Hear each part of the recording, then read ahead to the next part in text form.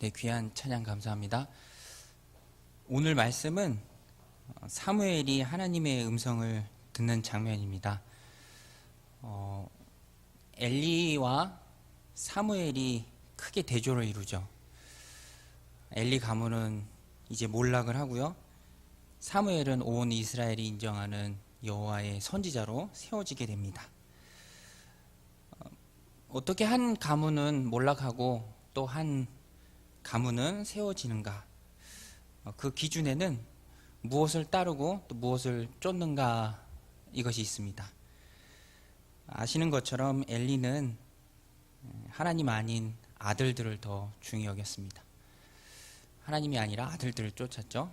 반면에 사무엘은 하나님의 말씀 붙들고 또 에봇을 입고 하나님을 섬기면서 하나님을 쫓았습니다.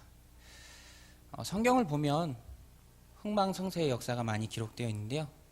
어디가 망하고 어디가 흥하는가, 우리가 다 아는 것처럼 명백한 기준이 있습니다. 하나님이 우리에게 주시는 복은 조건부예요.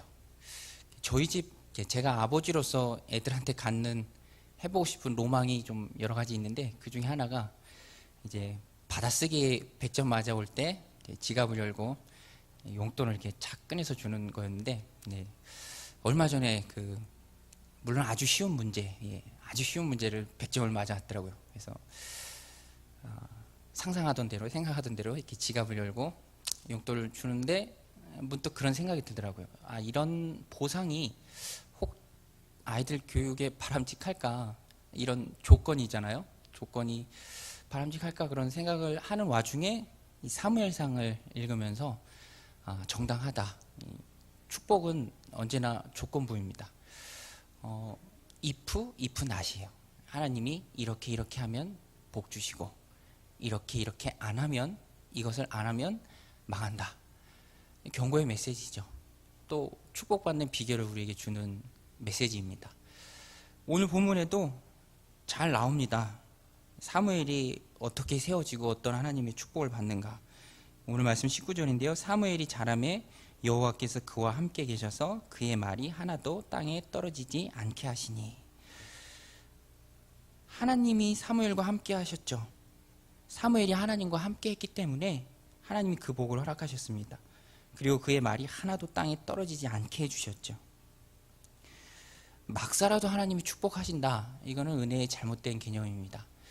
하나님은 우리 행위를 달아보시죠. 엘리한테도 그랬고요. 오늘을 사는 우리에게도 마찬가지입니다. 두려운 말씀이 있죠. 달아보니 함량 미달이라.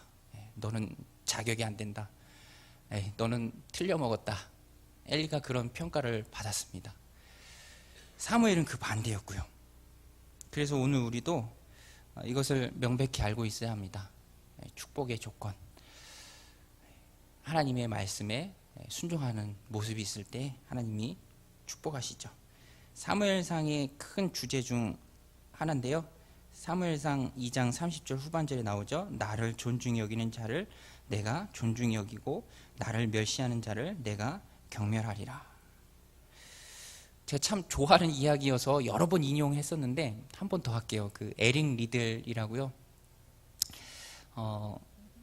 육상 선수입니다. 영국 출신의 육상 선수인데 이분이 예수님 잘 믿는 분이었어요.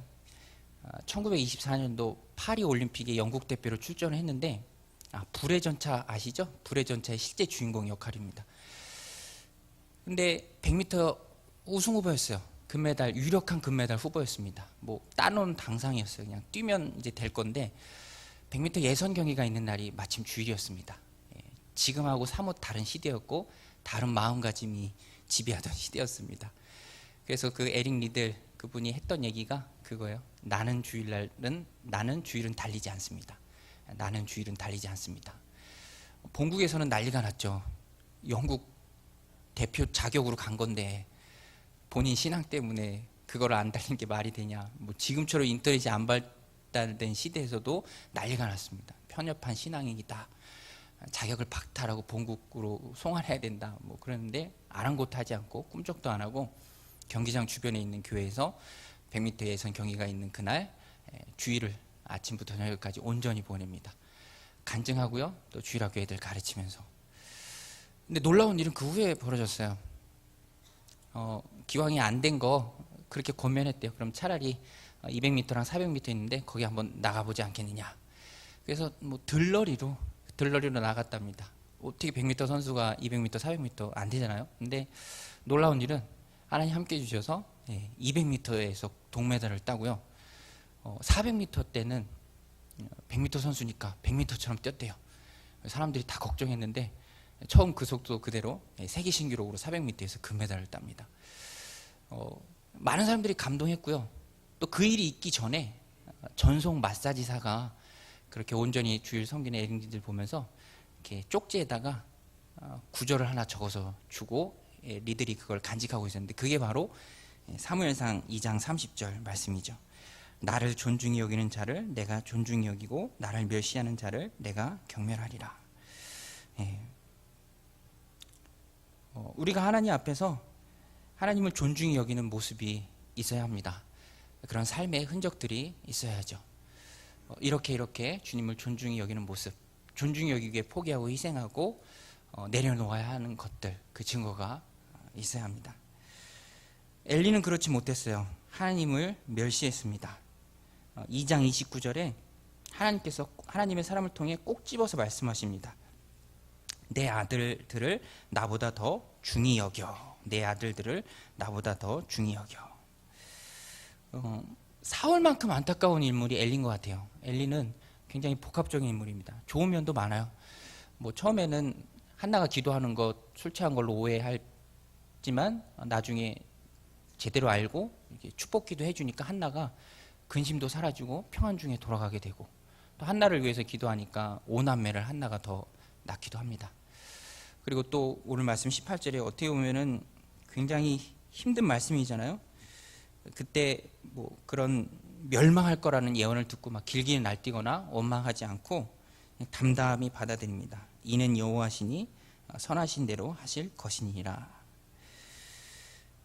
근데 이런 거를 모두 다 뛰어넘는 엘리의 치명적인 또 심각한 죄가 뭐였냐면 오늘 말씀 이 앞부분에 13절에도 하나님이 한 번 더 확실하게 말씀해 주시는데요. 13절에 보면 내가 그의 집을 영원토록 심판하겠다고 그에게 말한 것은 그가 아는 죄악 때문이니, 그러니까 이제 엘리도 알고 하나님도 아는 죄입니다. 그 죄는 엘리도 알고 하나님도 아는 죄인데요. 그게 뭐냐면 이는 그가 자기 아들들이 저주를 자청하되 금하지 아니하였습니다.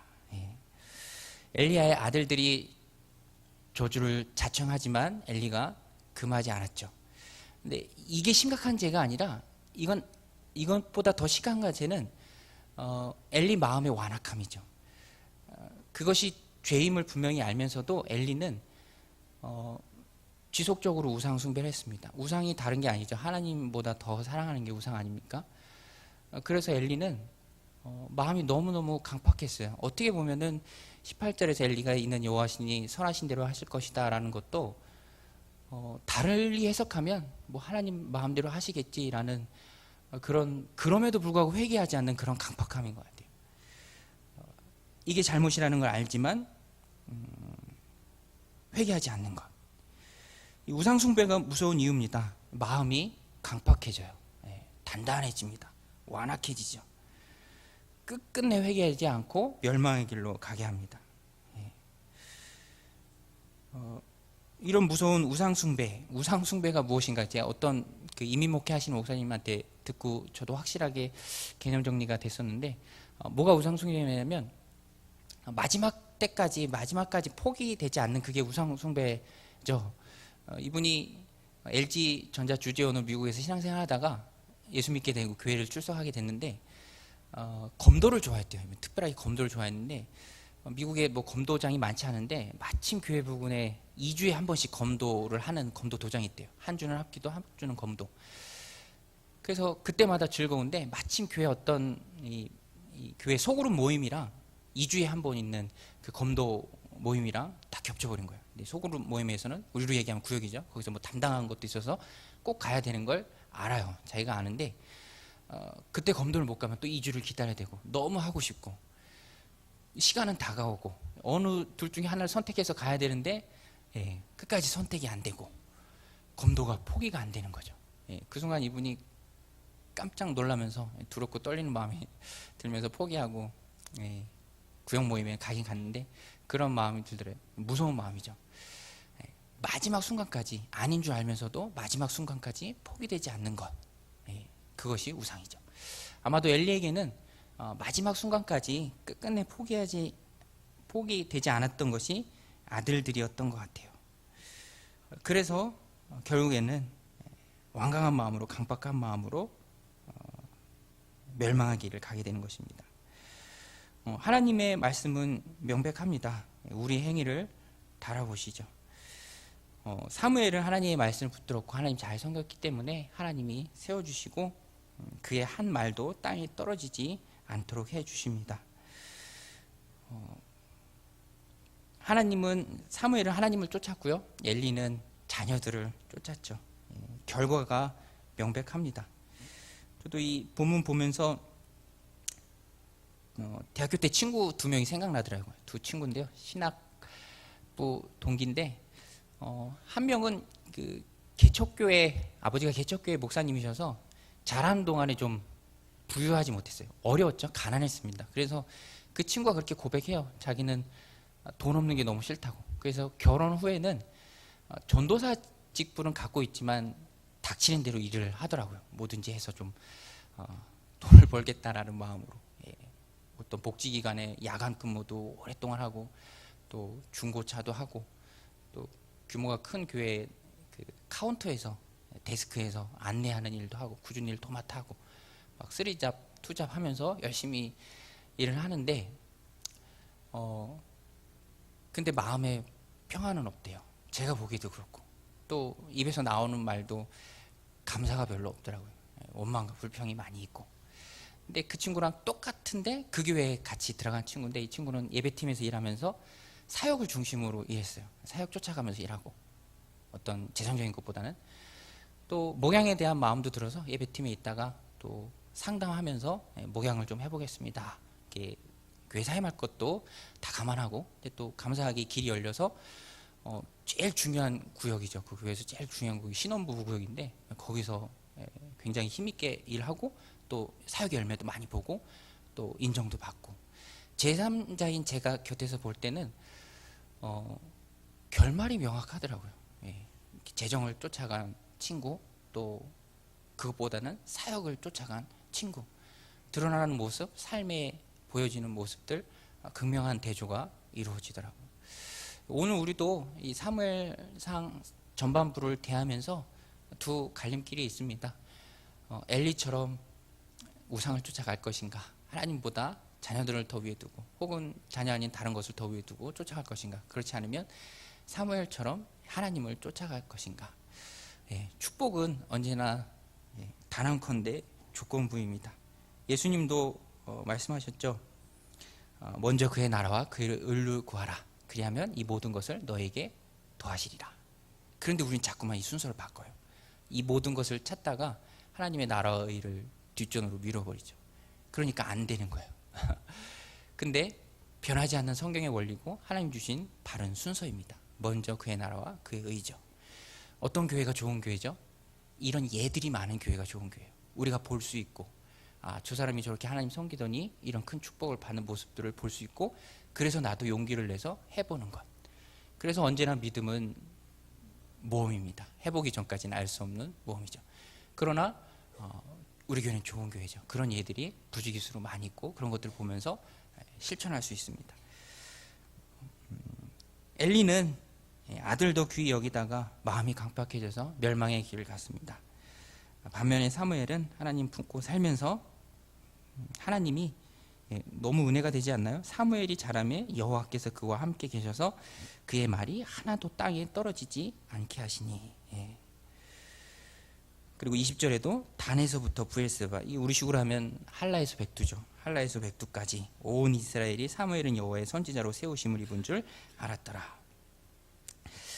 오늘도 우리가 하나님께 크게 붙들려서 축복된 삶을 살고자 한다면 하나님을 쫓아가야 합니다. 하나님을 쫓아가는 삶으로 내가 행하는 모든 것이 땅에 떨어지지 않는 그런 축복된 삶을 사시기를 주님의 이름으로 축원드립니다. 같이 기도하시겠습니다.